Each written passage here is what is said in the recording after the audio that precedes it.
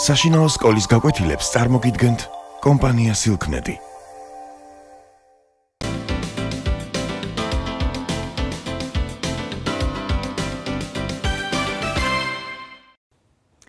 გამარჯობა, გაკვეთილის თემაა ქიმიური ფორმულების შედგენა ვალენტობის მიხედვით.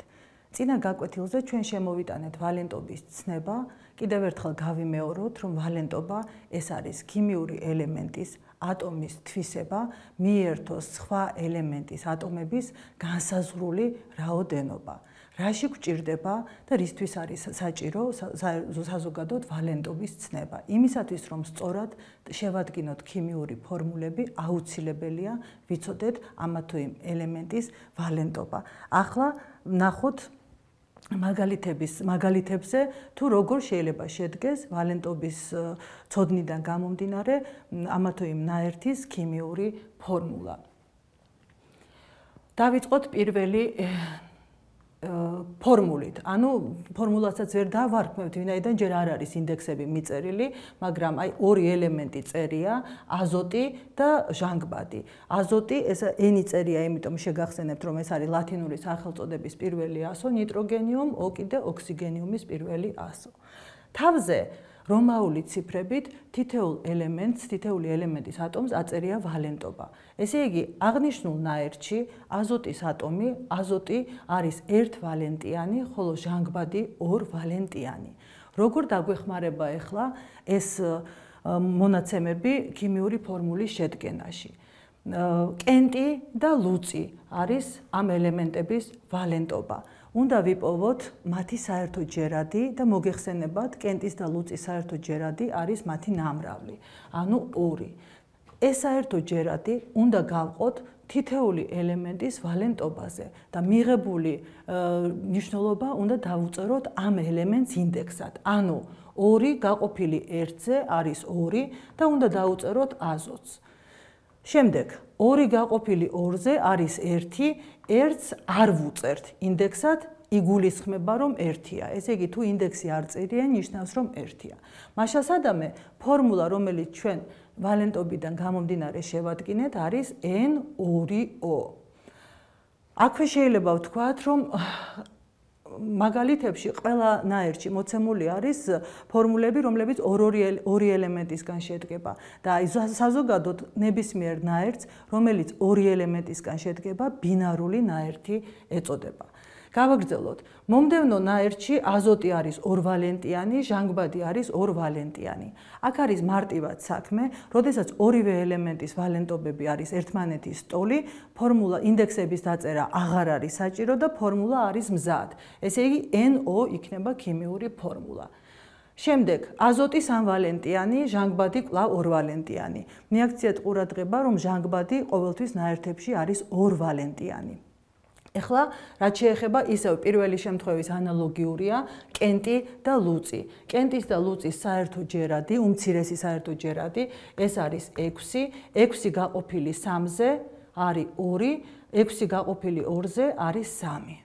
ეს შეიძლება მეორენაირადაც შევადგინოთ ფორმულა. როდესაც გვაქვს კენტი და ლუწი, აღარ არის საჭირო საერთო ჯერადის პოვნა და გადაჯვარედინებით ჩამოდის ინდექსი. ესე იგი, ჟანგბადის ვალენტობა ეწერება აზოტის ატომს ინდექსად, აზოტის ვალენტობა ეწერება ჟანგბადის ატომს ინდექსად.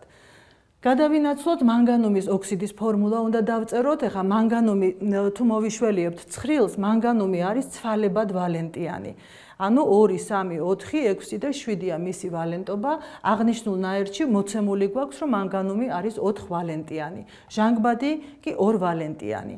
აქაც შეგვიძლია უმცირესი საერთო ჯერადის პოვნა, ანუ 2 ლუწის უმცირესი, ეს არის 4, 4 გაყოფილი 4-ზე 1, რომელიც არ იწერება, 4 გაყოფილი 2-ზე გამოდის, რომ ჟანგბადის ატომი აღნიშნულ ნაერთში არის 2. აქაც შეგვეძლო აგვერიდებია თავი უმცირესი საერთო ჯერადის პოვნისგან, თუ გვაქვს ორივე რიცხვი ლუწი, მაშინ დიდი ლუწი იყოფა პატარაზე და მიღებული რიცხვითი მნიშვნელობა ეწერება უმცირესი ვალენტობის მქონე ელემენტის ატომს ინდექსად. რაც შეეხება, გავაგრძელოთ ახლა ფორმულების შედგენა, ქრომი და ქლორი. ქრომი არის 3ვალენტიანი, ქლორი 1ვალენტიანი. უმცირესი საერთო ჯერადი ამ ორი რიცხვის არის 3, 3 გაყოფილი 3-ზე ქრომს 1 არ ეწერება, 3 გაყოფილი 1-ზე არის 3. ესე იგი წავიკითხოთ ფორმულა ქრომ ქლორ 3. იგივე ქრომი ისევ მოვიშველიოთ ცხრილი, იგივე ქრომი აქ იყო 3-ვალენტიანი, მაგრამ აქ უკვე არის 6-ვალენტიანი, ჟანგბადი კვლავ რჩება მუდმივალენტიანია 2-ვალენტიანი, გვაქვს 6 და 2, ამას საერთო ჯერადი არის 6, 6 გაყოფილი 6-ზე გამოგვდის 1, რასაც ქრომს არ ვუწერთ, 6 გაყოფილი 2-ზე 3 და მიღებული ქიმიური ფორმულა ეს არის ქრომ O3. და ბოლო ელემენტი ფოსფორი, ელემენტი ჟანგბადი, 3-ვალენტიანი და 2-ვალენტიანი. შევხედოთ ცხრილს ფოსფორი 3-ვალენტიანის გარდა არსებობს კიდევ 5-ვალენტიანი. შეიძლება ამჟღავნებდეს 5-ვალენტობასაც. ამიტომ შეგვიძლია შესაბამისი ფორმულაც დავწეროთ, ანუ 3 და 5-ვალენტიანი რომ იყოს. ისევ კენტი და ლუწია, მათი საერთო ჯერადი უმცირესი არის 6, 6 გაყოფილი 3-ზე ეს არის 2, 6 გაყოფილი 2-ზე 3 და გამოვიდა P2O3. 5-ვალენტიანი ფოსფორის შემთხვევაში ეს იქნება 10, საერთო ჯერადი უმცირესი, 10 გაყოფილი 5-ზე 2, 10 გაყოფილი 2-ზე 5, P2O5 ფორმულა. ეხლა ჩვენ გაკვეთილის ამ ნაწილში ეხლა რაზეც ვისაუბრეთ, შევადგინეთ ფორმულა, ქიმიური ფორმულა სწორად, როდესაც ვიცოდით ქიმიური ელემენტის ვალენტობა.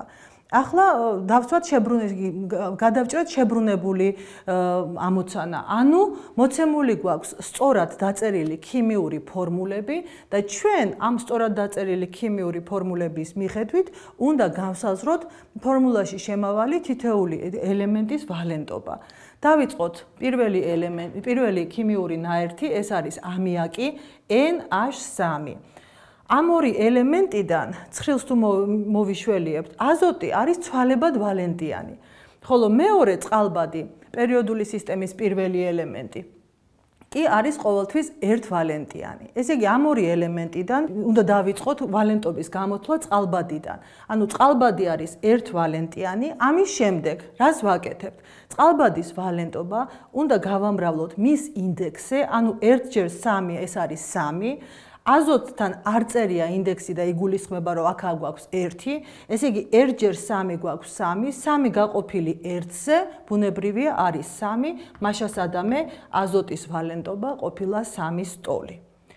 შემდეგი ნაერთი, ფერუმ ქლორ 2. ამ ორი ელემენტიდან ორივე არის ცვალებად ვალენტიანი. ჩვენ უნდა მოვძებნოთ, რითი დავიწყოთ, რომელი ელემენტის ვალენტობიდან უნდა დავიწყოთ. რკინა არის 2 და 3-ვალენტიანი, ქლორი კი 1, 3, 5 და 7. მაგრამ აქ არის ერთი მინიშნება, თუ ქლორი დგას რომელიმე ელემენტის შემდეგ, ანუ რაღაცა ელემენტი წერია მის წინ, მაშინ ყოველთვის იქნება ერთვალენტიანი. თუ ეს ვიცით, მაშინ ვიანგარიშებთ უკვე რკინის ვალენტობას. 1/2 არის 2, 2 გავყოთ რკინის ინდექსზე, ანუ 1-ზე, რომელიც არ წერია, გამოგვივა, რომ რკინა აღნიშნულ ნაერთში არის ორვალენტიანი. ეხლა ეს ცოდნა გამოვიყენოთ უკვე სხვა ნაერთებშიც, ანუ ქლორი თუ რომელიმე ელემენტს მოსდევს, იგი არის ერთვალენტიანი. ალუმინ ქლორ 3. აქ ალუმინიც გვეხმარება, ვინაიდან ჩვენ ვთქვით, რომ აჯგუფის ელემენტები ძირითადად მუდმივალენტიანები არიან და ალუმინი მესამე აჯგუფის ელემენტია და ყოველთვის არის 3-ვალენტიანი. თუ ვიცით ალუმინის ვალენტობა და დაუშვათ არ ვიცით, რომ ქლორი მეორე ადგილზე რო დგას ერთვალენტიანია. მაშინ ვიანგარიშებთ ქლორის ვალენტობას. 3 უნდა გავამრავლოთ ალუმინის ინდექსზე, ანუ 1-ზე და გამოგვდის 3. შემდეგ ეს 3 უნდა გავყოთ იმ ელემენტის ინდექსზე, რომლის ვალენტობაც უცნობია. 3 გაყოფილი 3-ზე ბუნებრივია არის 1 და გამოგვივიდა, რომ ქლორი არის ერთვალენტიანი. შემდეგი ნაერთი SO2 და მომდევნო ნაერთი SO3. ანუ გოგირდი არის ცვალებად ვალენტიანი ელემენტი და ეს ჩვენ ცხრილშიც ჩანს 2, 4 და 6 არის მისი ვალენტობა. სასურველია, რომ იმ ცხრილს რაც შეიძლება ხშირად შეხედოთ, იმიტომ რომ შემდგომ უკვე ავტომატურად დაგამახსოვრდებათ ცვალებად ვალენტიანი ელემენტების ვალენტობები. რადგანაც ამ ორი ელემენტიდან ჟანგბადი არის მუდმივალენტიანი და ვიცით, რომ მისი ვალენტობა არის 2-ის ტოლი, შეგვიძლია გამოვთვალოთ მეორე ელემენტის ვალენტობა 2/2, 4 უნდა გავყოთ გოგირდის ინდექსზე 1-ზე და გამოგვივიდა, რომ გოგირდი არის 4 ვალენტიანი. ანალოგიურად ჟანგბადი შეიძლება, სადაც ჟანგბადი გვაქვს, ყველგან დავაწეროთ თავზე ვალენტობა. ვიცით, რომ ჟანგბადი 2 ვალენტიანია. მაშინ გოგირდი გამოდის 2 × 3 6-ის ტოლი, ვინაიდან ინდექსი აქ 1-ია, 6 გაყოფილი 1-ზე არის 6. ხოლო ქლორ 2O7-ში ჟანგბადი არის 2 ვალენტიანი, 2 × 7 14, 14 გაყოფილი 2-ზე გამოგვივიდა, რომ ქლორი არის 7 ვალენტიანი. ესე იგი, ჩვენ უკვე შევხვდა ნაერთებში ქლორი 1 ვალენტიანი, ქლორი 7 ვალენტიანი. ისევ ცხრილს მიუბრუნდეთ, 1 ვალენტიანიც არსებობს და 7 ვალენტიანიც არსებობს. მომდევნო ნაერთი, ვიანგარიშოთ ქლორის ვალენტობა აღნიშნულ ნაერთში. 2 არის ჟანგბადის ვალენტობა. გავამრავლოთ მის ინდექსზე, ანუ 1-ზე, იგივე 2 გამოგვდის, 2 უნდა გავყოთ 2-ზე, გამოგვივიდა 1. ქლორ 2O-ში ქლორის ვალენტობა არის 1-ის ტოლი. და ბოლო ნაერთი, რასაც ჩვენ განვიხილავთ, ეს არის ალუმინ 2S3. თუ შევხედავთ ცხრილს, გოგირდი არის 2, 4 და 6 ვალენტიანი. შეგვიძლია აქვე მიუთითოთ, რომ 2 ვალენტიანი გოგირდი არის წყალბადთან და მეტალებთან. ანუ ალუმინი არის მეტალი, მაშასადამე გოგირდი წესით უნდა იყოს 2 ვალენტიანი. ალუმინი არის მესამე აჯგუფის ელემენტი, მესამე აჯგუფის ელემენტი მუდმივ ვალენტიანი და იგი არის, მისი ვალენტობა არის 3-ის ტოლი. 3 ჯერ 2 არის 6, 6 გაყოფილი 3-ზე, გამოვიდა, რომ გოგირდი მართლაც არის 2 ვალენტიანი. ესე იგი, გოგირდი მეტალებთან და წყალბადთან, რადგანაც თქვით წყალბადი დაფაზე არ გვიწერია და მიუმატოთ ერთი ფორმულა, ანუ წყალბადი და გოგირდი.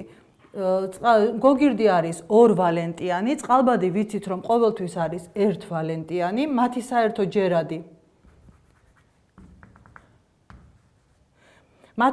ჯერადი არის 2, 2 გაყოფილი 1-ზე არის 2, 2 გაყოფილი 2-ზე არის 1 და ესეც არ იწერება. მაშასადამე H2S და ალუმინ 2S3, ორივე ამ ნაერთში გოგირდი არის 2 ვალენტიანი. ამრიგად ჩვენ გავეცანით ქიმიური ფორმულების შედგენის წესს, თუ ვიცით ამ ფორმულებში შემავალი ქიმიური ელემენტების ვალენტობები. აგრეთვე ქიმიური ფორმულებში შემავალი ელემენტების ვალენტობების განსაზღვრის წესსაც. ვფიქრობ, აღნიშნული გაკვეთილი სასარგებლო იყო თქვენთვის.